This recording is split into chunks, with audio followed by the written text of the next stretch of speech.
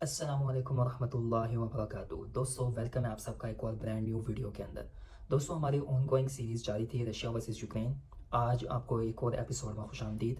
दोस्तों आज हम बात करेंगे कि किस तरह जो है वो सोवियत यूनियन तकसीम हुआ और किस तरह यूक्रेन अपनी इंडिपेंडेंस तक जो है वो पहुंचा और ऑरेंज रेवोल्यूशन क्या थी। दोस्तों साल आता है 1990।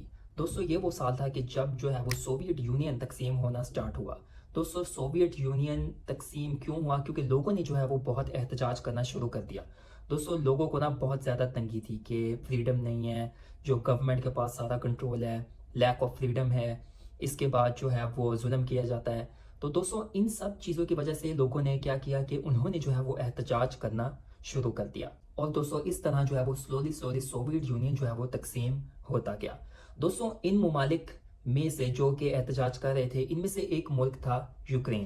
क्योंकि दोस्तों ये जो ममालिक थे ये एहतजाज में अपनी इंडिपेंडेंस भी जो है वो शो करवाते थे कि जी हमें जो है वो एक इंडिपेंडेंट स्टेट मिलनी चाहिए। तो दोस्तों इस तरह जो है वो यूक्रेन भी जो है वो इन ममालिक में शामिल था और इस तरह यूक्रेन ने भी अपनी इंडिपेंडेंस जो है वो दिखाना शुरू कर दी एहतजाज के अंदर। दोस्तों 24 अगस्त 1991 में यूक्रेन की पार्लियामेंट ने ये डिक्लेयर किया कि यूक्रेन जो है वो एक इंडिपेंडेंट कंट्री है।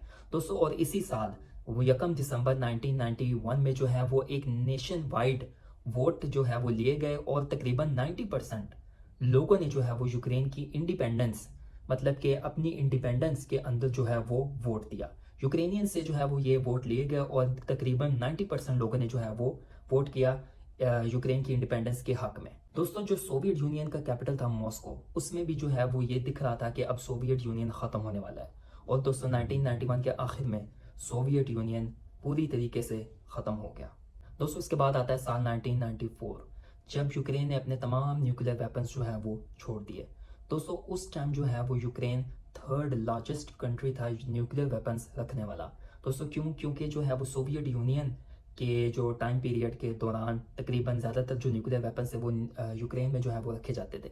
दोस्तों ये डील जो है वो United states, Russia, United kingdom जिसको बुदापेस्ट मेमोरेंडम कहा जाता है। दोस्तों ये डील इसलिए हुई थी कि ताकि जो है वो वेपन्स को जो है वो सिक्योर किया जाए। दोस्तों ये डील जो है वो यूक्रेन और इन कंट्रीज़ के दरमियान में हुई थी और इन कंट्रीज़ ने यूक्रेन को ये ऑफर की कि हम जो है वो आपके बॉर्डर्स की रिस्पेक्ट करेंगे, आपको जो है वो एड देंगे और जो है वो आपको तमाम थ्रेट्स से जो है वो सेफ रखेंगे।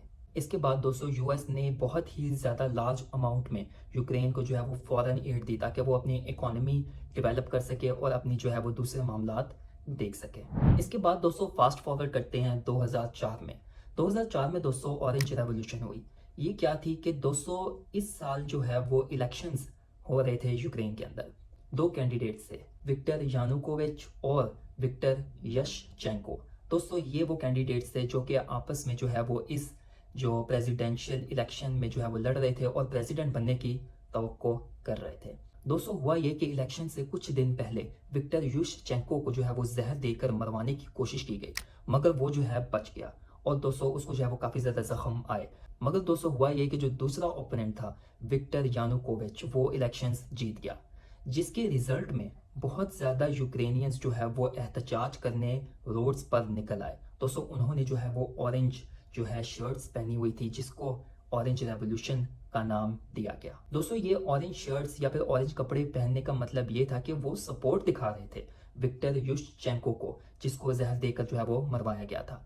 मगर बाद में ये हुआ कि दोबारा इलेक्शंस किए गए इस एहतजाज की वजह से और विक्टर युशचेंको जीत गया। मगर उसके इस पूरे पीरियड में विक्टर युशचेंको के पूरे पीरियड में जो है वो सियासी मामला जो थे वो थोड़े गर्म रहे, मतलब कि लड़ाई झगड़े बहस मुबाहसे जो है वो होते रहते थे। इसके बाद दोस्तों 2010 में विक्टर जो है वो यानुकोविच ने कमबैक किया और प्रेसिडेंट इलेक्ट हो गया। मगर दोस्तों इस 2010 के बाद यूक्रेन की कहानी ने एक ऐसा मोड़ लिया कि सियासत, बगावत और इन सब चीज़ों की वजह से जो है वो यूक्रेन की तारीख बदल कर रह गई। दोस्तों क्या हुआ 2010 के बाद? क्यों जो है वो इतने मामलात गर्म हो गए? ये एक ऐसा मोड़ था कि जहां पर सिर्फ फैसले नहीं बल्कि लोगों की तकदीरें भी लिखी जा रही थी। तो दोस्तों वेट करें नेक्स्ट वीडियो का। तब तक के लिए लाइक करें, शेयर करें, सब्सक्राइब करें। मिलेंगे नेक्स्ट वीडियो में। अस्सलाम वालेकुम वरहमतुल्लाहि वबरकातुहू।